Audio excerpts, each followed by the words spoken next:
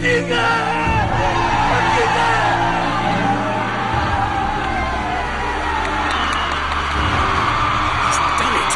जी, हम champion trophy 2025 जीत गए हैं। We are won champion trophy 2025।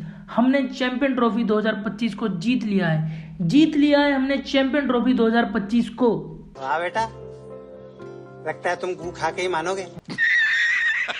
आप लोग पिछले 2 दिन से हर न्यूज चैनल पर यही तो सुन रहे थे कि हमने चैंपियन ट्रॉफी 2025 को जीत लिया है। We are won champion trophy 2025। हमने जीती चैंपियन ट्रॉफी 2025, ब्ला ब्ला ब्ला। तो मैं भी तो यही बोल रहा हूँ, इसमें गलत क्या है? बात तो सही है। तो पिछले 2 दिनों में जितना भी आपने चैंपियन ट्रॉफी 2025 के बारे में सुना है वो सही नहीं है। क्या क्या क्या क्या क्या क्या क्या? मेरा मतलब सही तो है पर कुछ अधूरा है, जिसको आज हम करेंगे पूरा अपने चैनल पर। तो बात कर लेते हैं चैंपियन ट्रॉफी 2025 के अब तक के पूरे सफर की।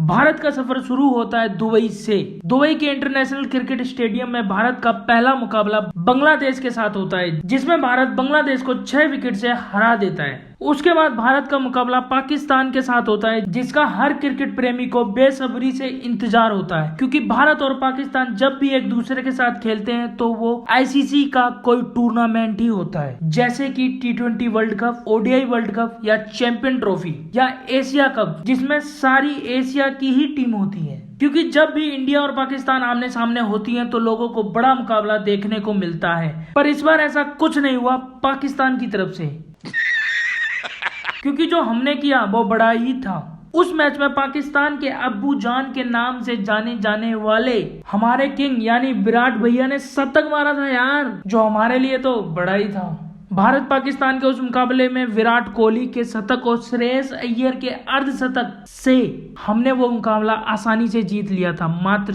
4 विकेट खोकर। उसके बाद भारत का मुकाबला न्यूजीलैंड के साथ होता है, जो कि टक्कर का मुकाबला होता है। इंडिया पहले बैटिंग करते हुए 50 ओवर में 249 रन ही बना पाती है। जवाब में बैटिंग करने उतरी न्यूजीलैंड की टीम अच्छी बैटिंग करती है और मैच हमसे दूर ले जाने की कोशिश करती है, पर भारत ऐसा होने नहीं देता।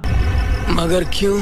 जिसकी सिर्फ एक ही वजह है, वो है मिथुन चक्रवर्ती, मेरा मतलब वरुण चक्रवर्ती की वजह से हम न्यूजीलैंड वाला मुकाबला जीतते हैं, वो भी 44 रनों के अंतर से। उसके बाद भारत का सामना ऑस्ट्रेलिया से, वो भी पहले सेमीफाइनल में, जिसको हमें हर हाल में जीतना ही था।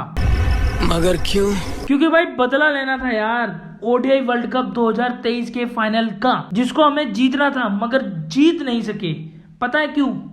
इसकी वजह से दानव है ये साला। जब देखो इंडिया और ऑस्ट्रेलिया के बीच में जब भी इंडिया जीत रही होती है, ये साला खामखा खड़ा हो जाता है बीच में आके कि मैं नहीं होने दूंगा। इसलिए सबसे पहले इसी की गोभी खोद दी मिथुन मतलब वरुण चक्रवर्ती ने। इसके आउट होते ही ऑस्ट्रेलिया की टीम बिखरने लगी और हम यह मुकाबला 4 विकेट से जीत गए। अब बारी थी फाइनल की। फाइनल में भी हमारे सामने वही टीम थी जिसको हमने लीग मैच में हराया था, यानी कि न्यूजीलैंड। फाइनल मुकाबला वैसा ही हुआ जैसा होना चाहिए, यानी कि फुल ऑफ रोमांच, एकदम सिनेमा।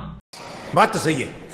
फाइनल में हर बार की तरह भारत यानी रोहित शर्मा ने टॉस हारा, तो टॉस जीतने वाले कप्तान मिचेल सेंटनर ने पहले बैटिंग करने का फैसला किया। बैटिंग करने आए न्यूजीलैंड के ओपनर रचिन रविंद्र और विल यंग से तो कोई खास उम्मीद थी ही नहीं, पर रचिन रविंद्र से थी, क्योंकि उन्होंने अपने लास्ट मैच यानी दूसरे सेमीफाइनल में, जो कि साउथ अफ्रीका के खिलाफ था, उसमें शतक ठोका था, जिसका मतलब ये था कि ये बंदा पहले से ही चार्ज हुआ बैठा था फाइनल के लिए, जो कि मैच में कुछ देर तक लगा भी था, पर हमारे चाइना मैन उर्फ कुलदीप यादव ने उन्हें फ्यूज कर दिया। उसके बाद बैटिंग करने आए केन विलियमसन, जिन्होंने भी अपने आखिरी मुकाबले यानी दूसरे सेमीफाइनल में शतक मारा था। इनसे भी डर था भारत को कि अगर ये बंदा टिक गया तो भारत को दिक्कत हो सकती है, पर कुलदीप यादव ने उस दिक्कत को ही दिक्कत दे दी और केन विलियमसन को अपनी ही गेंद पर खुद ही कैच करवाकर बाहर किया और भारत को राहत दिलाई। रचिन रविंद्र और केन विलियमसन के आउट होते ही मानो न्यूजीलैंड की आधी ताकत खत्म हो गई हो, पर ऐसा हुआ नहीं। बैटिंग करने आए डेरिल मिचेल और टॉम लैथम ने पारी को संभाला, पर टॉम लैथम मिचेल का ज्यादा साथ नहीं दे पाए और रविंद्र जडेजा ने उन्हें आउट कर दिया। डेरिल मिचेल, ग्लेन फिलिप्स की सूझबूझ और माइकल ब्रेसवेल की तेज तर्रार पारी से न्यूजीलैंड ने एक सम्मानजनक स्कोर भारत के सामने रखा, 251 रन 7 विकेट खोकर। भारत के लिए 252 रन बनाना कोई बड़ी बात नहीं थी, पर बात फाइनल की थी, बात चैंपियन ट्रॉफी जीतने की थी। मेरे को इस बार रिस्क लेने का ही नहीं है, बिल्कुल रिस्क नहीं लेने। इसीलिए हमारे रोहित भाई ने कोई रिस्क नहीं लिया, केवल उन्हीं बॉलों को मारा जिनको मारना चाहिए था, फालतू का कोई शॉट नहीं मारा। मगर क्यों? क्योंकि उन्हें पता था पिछली बार की तरह ये एल ना लगवा दे, इसलिए हर शॉट सोच समझ कर खेल रहे थे और उनसे भी ज्यादा संभल कर हमारे गिल भाई खेल रहे थे, बिल्कुल टेस्ट मैच। इसी के चलते भारत ने 100 रन भी बना दिए, वो भी बिना विकेट खोए। और ये कारनामा जैसे ही हुआ, मुझे ट्रॉफी रोहित भाई के हाथों में दिखने लगी, पर फिर वही हुआ जो हर मैच में होता है, ट्विस्ट। पता नहीं कैसे ये बंदा उड़ा और अपने गिल भाई को कहा चल और उसके बाद वो हुआ जिसकी किसी को उम्मीद नहीं थी, विराट कोहली आउट। स्टेडियम में सन्नाटा, पर रन ज्यादा नहीं थे तो किसी को ज्यादा फर्क नहीं पड़ा, क्योंकि अभी क्रीज पर रोहित भाई थे और दूसरी तरफ श्रेयस अय्यर द सेवियर। फिर अचानक पता नहीं रोहित भाई को क्या हुआ और डिफेंड करने वाली बॉल पर आउट हो गए। अच्छा खासा शतक देखने को मिलता, पर रोहित भाई को कुछ और ही मंजूर था। जो मैच आसानी से जीत रहे थे उसको इतना ट्रिकी, पेचीदा और हाई प्रेशर वाला कर दिया, पता नहीं क्यों। खैर छोड़ो, श्रेयस अय्यर के 48 और अक्षर पटेल के 29 और केएल भाई के 34 और हार्दिक पांड्या के 18 बॉलों पर 18 और रविंद्र जडेजा के विनिंग 4 की वजह से हम चैंपियन ट्रॉफी जीतने में कामयाब रहे।